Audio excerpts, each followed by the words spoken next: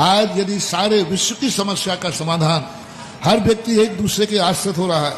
हर व्यक्ति दूसरे के धन को देख के जल रहा है, हर व्यक्ति दूसरे के वैभव को देख के हिंसा कर रहा है, हर व्यक्ति दूसरे को लूटना चाह रहा है, हर व्यक्ति दूसरे का शोषण करना चाह रहा है,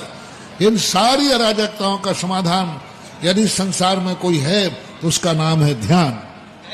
ध्यान के माध्यम से व्यक्ति इतना समर्थ हो जाएगा कि उसे दूसरे की संपत्ति पर, दूसरे की वैभव पर नियति खराब नहीं होगी, क्योंकि उसका खुद का वैभव इतना होगा कि वो दूसरे के वैभव की नियत खराब क्यों करेगा। जितनी आज हिंसा हो रही है, गुंडागिर्दी है, अराजकता है, आतंकवाद है, इन सब का समाधान ध्यान है। यदि व्यक्ति ध्यान में उतर जाएगा, उसको कभी भी अराजकता नहीं फैलेगी, दूसरे के शोषण करने का भाव नहीं आएगा,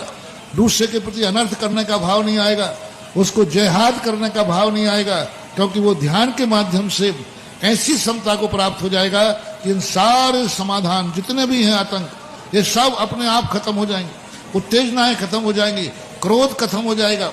और ध्यान के माध्यम से जो वासनाएं जागती हैं,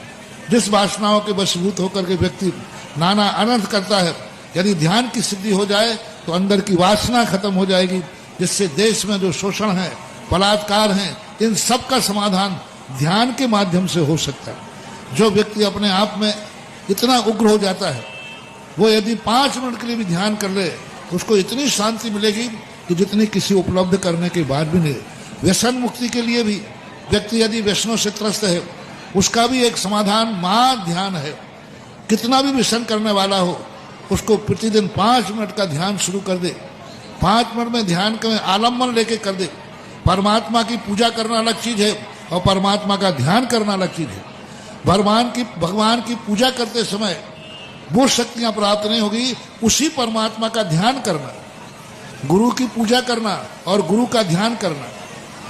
मंत्र की आराधना करना और मंत्र का ध्यान करना, बहुत अंतर है। सारा जगत भगवान की पूजा करता है, लेकिन उन्हीं भगवान को यदि अपने ध्यान का विषय बना ले